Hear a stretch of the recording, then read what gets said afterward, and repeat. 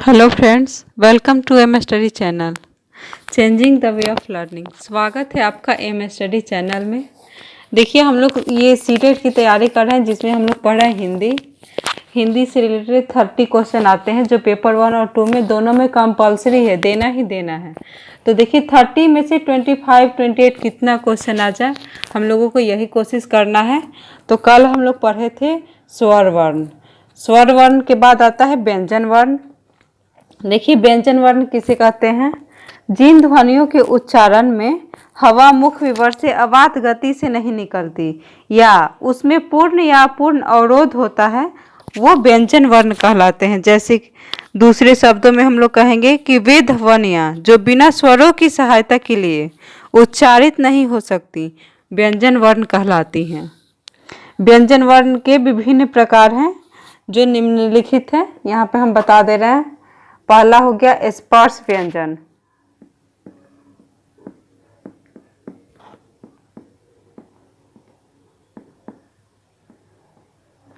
स्पर्श व्यंजन, स्पर्श व्यंजन कहते हैं जिन व्यंजनों के उच्चारण में जिह्वा का कोई ना कोई भाग मुख के किसी न किसी भाग को स्पर्श करता है, यानी कि जीभ का कोई ना कोई भाग मुंह के किसी न किसी भाग को स्पर्श करता है, वो स्पर्श व्यंजन कहलाते हैं। जैसे क,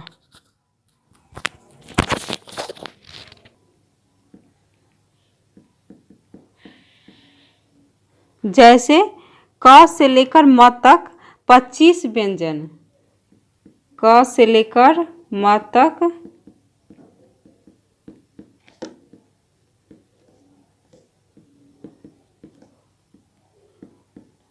25 व्यंजन स्पर्श व्यंजन कहलाते हैं, तो में विभाजित किया गया है, अतः इन्हें वर्गीय व्यंजन भी कहा जाता है। जैसे क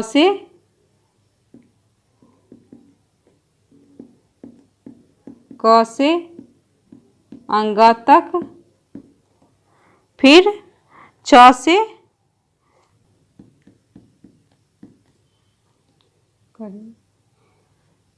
क से अंगा तक का वर्ग हो गया, यानी कि वर्गीय व्यंजन क से अंगा तक 5-5 का बनाए हैं। च से य तक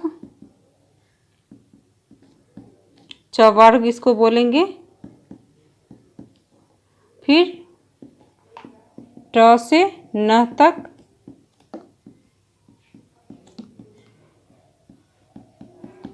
ट वर्ग। इसी तरह फिर प से म तक, सॉरी यहाँ पे त से न तक लिखना था, त वर्ग हो गया। फिर प से म तक प वर्ग हो गया। तो ये इसको स्पर्श व्यंजन तो बोलते ही हैं और वर्गीय व्यंजन भी बोला जाता है, जिसे हम लोग 5-5 वर्गों में विभाजित किए हैं। अब देखिए दूसरा हो गया आपका अनुशासिक व्यंजन, सॉरी फ्रेंड्स यहाँ पे होगा अनुनासिक व्यंजन। दूसरा हो गया आपका व्यंजन वर्ण में अनुनासिक व्यंजन। तो अनुनासिक व्यंजन यानी कि जिन व्यंजनों के उच्चारण में वायु यानी कि हवा नासिका मार्ग से निकलती है उसे अनुनासिक व्यंजन कहा जाता है। जैसे में आपका हो गया यहाँ पे अंगा, अंगा का उच्चारण करिएगा तो हवा आपका आएगा, ये नासिका के मार्ग से आएगा या,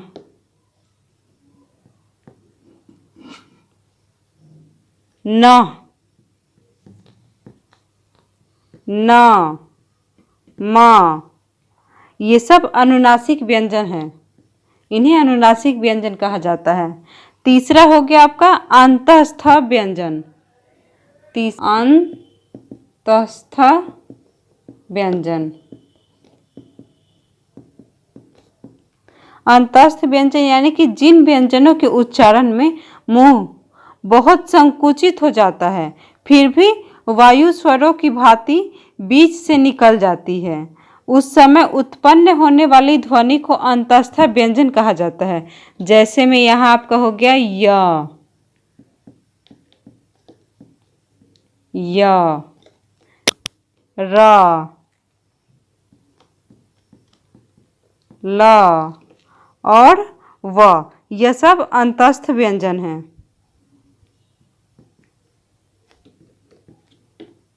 इसे अंतस्थ व्यंजन कहा जाता है। और चौथा हो गया आपका ऊष्म व्यंजन।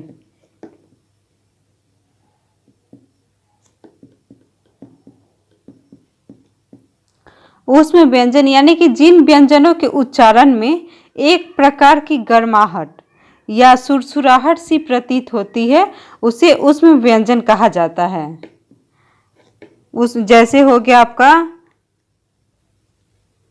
जैसे तीनों स ये ऊष्म व्यंजन के अंतर्गत आते हैं। इनके उच्चारण में गर्माहट या सुरसुराहट सी प्रतीत होती है। स बोलिएगा तो आप देखिएगा इनको बोला जाता है तालाबी सा, यानी कि तालु के द्वारा इनका उच्चारण होता है।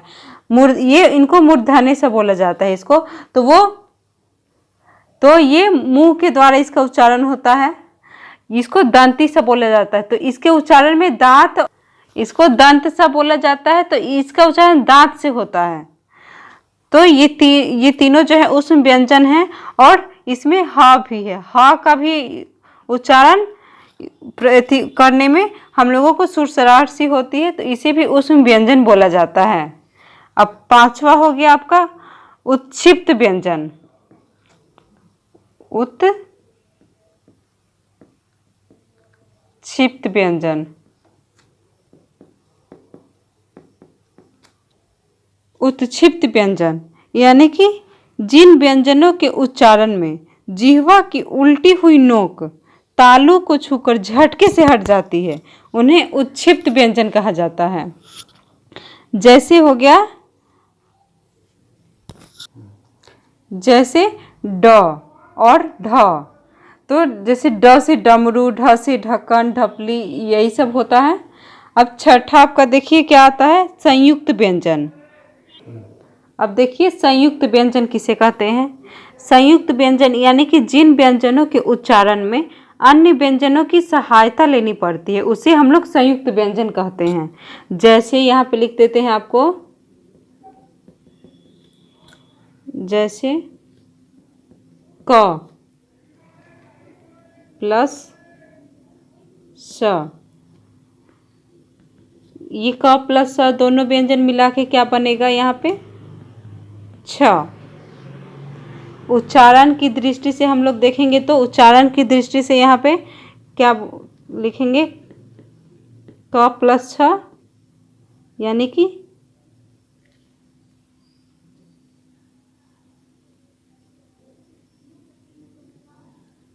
छ होगा ये। और दूसरा हो गया यहाँ पे त प्लस र, त्र। ज प्लस य,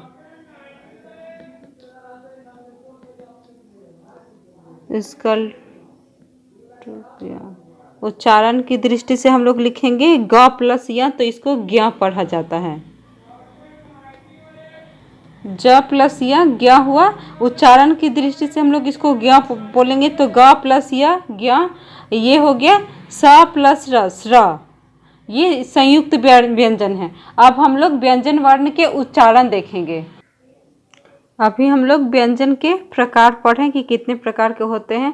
अब व्यंजन का उच्चारण देखेंगे और उनके उच्चारण स्थान। व्यंजन के उच्चारण के लिए हम लोगों ने इनके स्थान को 8 वर्गों में विभाजित किया है। जैसे पहला हो गया कंठ वर्ग, यानी कि जिनका उच्चारण कंठ के द्वारा हुआ है, तो वो कौन कौन से व्यंजन हैं। देखिए पहले आप लोगों को हम बता देते हैं कि कंठ व्यंजन किसे कहते हैं। जिन व्यंजन या ध्वनियों के उच्चारण में जिह्वा के पिछले भाग से कोमल तालु का स्पर्श होता है, उसे कंठ ध्वनियाँ या कंठ व्यंजन कहा जाता है। जैसे हो गया आपका, जैसे क, ख, ग, घ, अंग, ये सब कंठ व्यंजन हैं। और दूसरा हो गया तालव्य व्यंजन।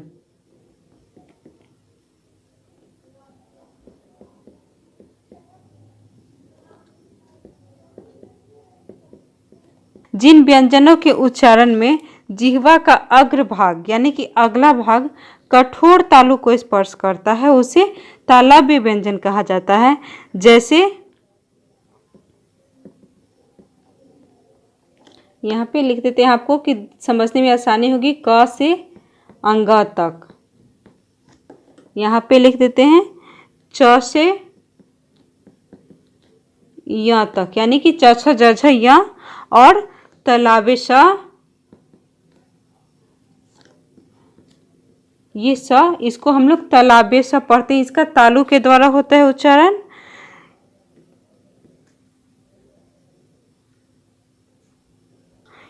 इन सब का उच्चारण तालु के द्वारा होता है, इसीलिए इन्हें तालव्य व्यंजन कहा जाता है। च से य तक और ये स य ये सब तालु के द्वारा होता है, इसीलिए हम लोग इन्हें तालव्य व्यंजन कहते हैं। तीसरा हो गया आपका मूर्धन्य व्यंजन। कहते हैं जिनका उच्चारण कठोर तालु के मध्य का भाग मूर्धा कहलाता है। जब जिह्वा की उल्टी हुई नोक का निचला भाग मूर्धा से स्पर्श करता है, ऐसी स्थिति में उत्पन्न ध्वनि को मूर्धन्य व्यंजन कहते हैं। जैसे ट से न तक, यानी कि ट ठ ड ढ न, और ये स, इसका भी उच्चारण मूर्धा के द्वारा ही हुआ, इसीलिए हम लोग इसे मूर्धन्य स पढ़ते हैं। अब देखिए चौथा हो गया आपका दंत्य व्यंजन। दंत्य व्यंजन उसे कहते हैं जिन व्यंजनों के उच्चारण में जिह्वा की नोक ऊपरी दांतों को स्पर्श करती है उसे दंत्य व्यंजन कहते हैं। त से त, जैसे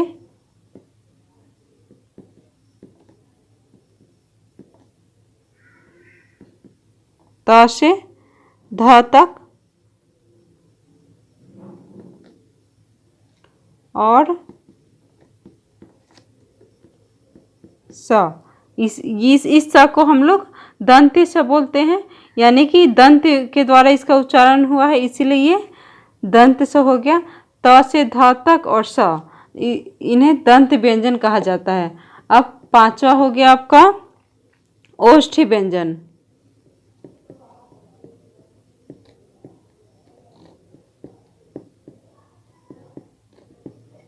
ओष्ठी व्यंजन जिन व्यंजनों के उच्चारण में दोनों ओठों द्वारा श्वास का अवरोध होता है उसे ओष्ठी व्यंजन कहा जाता है। प से म तक,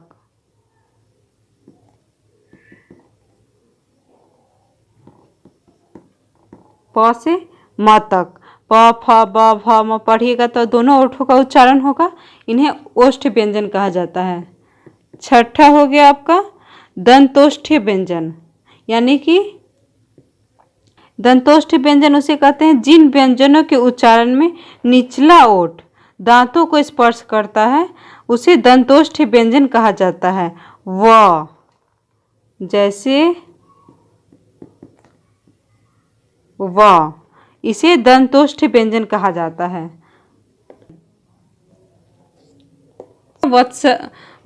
वत्सर्य व्यंजन, यानी कि जिन व्यंजनों के उच्चारण में जिह्वा ऊपरी मसूड़ों का स्पर्श करती है उसे वत्सर्य व्यंजन कहा जाता है। वत्सर मीन्स मसूड़ा होता है, इसीलिए हम लोग इसे वत्सर्य व्यंजन कहते हैं। जैसे न, र और ल, ये सब वत्सर्य व्यंजन का उदाहरण है। लास्ट हो गया आपका स्वर यंत्रमुखी या काकल्य व्यंजन।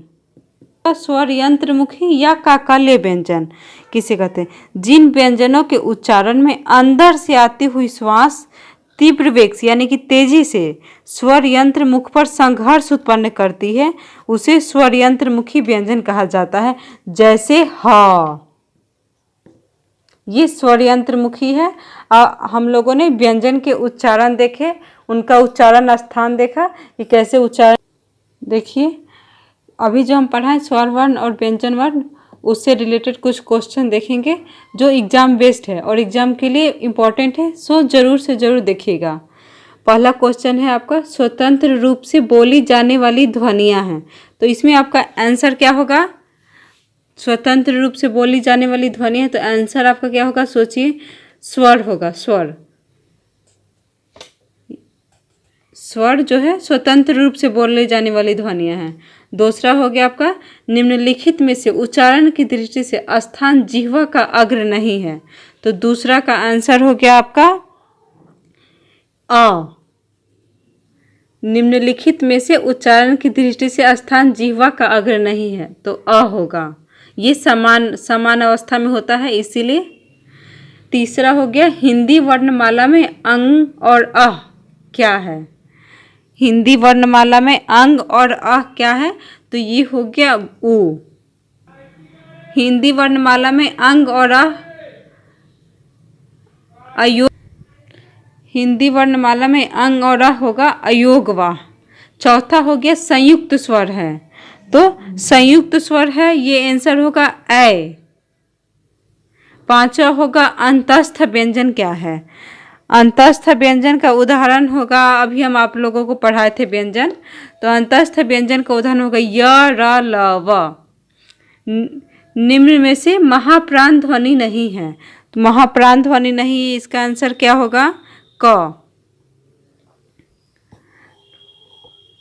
सातवां होगा आपका, अघोष ध्वनियाँ होती हैं। तो अघोष ध्वनियाँ होती हैं, देखिए, वर्ग की दूसरी व तीसरी ध्वनि ये नहीं होगी। वर्ग की पहली व दूसरी ध्वनि ये भी नहीं होगी। वर्ग की पहली व तीसरी ध्वनि ये अघोष ध्वनि है। आठवां हो गया आपका, महाप्राण ध्वनियाँ होती हैं। तो इसका क्या होगा आंसर? देखिए, वर्ग की पहली और तीसरी ध्वनि ये भी नहीं। वर्ग की दूसरी और तीसरी ध्वनि, वर्ग की तीसरी और चौथी ध्वनि नहीं होगी, ये होगा वर्ग की दूसरी और चौथी ध्वनि, ये महाप्राण ध्वनियाँ होती हैं। ये 9 नंबर का हो गया। ए वर्ण का उच्चारण स्थान कौन सा है? अभी हम आप लोगों को पढ़ाए थे पिछले चैप्टर में, स्वर वर्ण में। ए और ए का उच्चारण स्थान होगा आपका कंठ और तालव्य। कंठ तालव्य के द्वारा हुआ है ए का उच्चारण। 10 नंबर, निम्न में से कौन सा घोष वर्ण है? घोष वर्ण म को बोला जाता है। 11 नंबर, नेक्स्ट क्वेश्चन हो गया आपका, निम्नलिखित में से स्पष्ट संघर्षी व्यंजन है। इसका आंसर होगा ज। ज जो है संघर्षी व्यंजन है। भाषा की सबसे छोटी इकाई है। भाषा की सबसे छोटी इकाई है, ये होगा वर्ण। वर्ण जो है भाषा की सबसे छोटी इकाई है। व्याकरण का जो सबसे छोटा इकाई है वो वर्ण है। और ये देखिए ST में आया भी है। नेक्स्ट क्वेश्चन हो गया, निम्नलिखित में से किस वर्ण का मूल उच्चारण हिंदी में प्रचलित नहीं है? किस वर्ण का मूल उच्चारण हिंदी में प्रचलित नहीं है? री का। री का जो है हिंदी में उच्चारण प्रचलित नहीं है, संस्कृत में इसका ज़्यादा उच्चारण है। नेक्स्ट क्वेश्चन हो गया, निम्न में से महाप्राण वर्ण है। इसका आंसर क्या होगा? थ। थ जो है महाप्राण वर्ण है। ख है, ख कौन सा वर्ण है, कौन सा व्यंजन है? तो ख हो गया आपका अघोष व्यंजन। नेक्स्ट क्वेश्चन, ऊष्म महाप्राण वर्ण कौन है इसमें से? तो ऊष्म महाप्राण वर्ण कौन है? देखिए, श। श जो है ऊष्म महाप्राण वर्ण है। ज्ञ को वर्णमाला में माना जाता है कौन सा वर्ण? ज्ञ को वर्णमाला में संयुक्त व्यंजन माना जाता है। 2 व्यंजनों को जोड़ के इसका उच्चारण हुआ है, इसीलिए ये संयुक्त व्यंजन है। निम्न में से कौन सा वर्ण स्पर्श संघर्षी नहीं है? तो यहाँ पे निम्न में से कौन सा वर्ण स्पर्श संघर्षी है? तो झ जो है स्पर्श संघर्षी है। आंसर होगा झ। नेक्स्ट क्वेश्चन, निम्नांकित में सघोष ध्वनियाँ कौन सी हैं? तो सघोष ध्वनियाँ, द और ध जो है सघोष ध्वनियाँ हैं। नेक्स्ट क्वेश्चन और लास्ट क्वेश्चन आपका, अयोगवाह कहा जाता है विसर्ग को, अयोगवाह विसर्ग को कहा जाता है। ने स्वर और व्यंजन वर्ण के रिलेटेड क्वेश्चन देखें जो हम लोगों के एग्जाम में आएंगे, इंपॉर्टेंट है, सो जरूर से ज़रूर देखिएगा।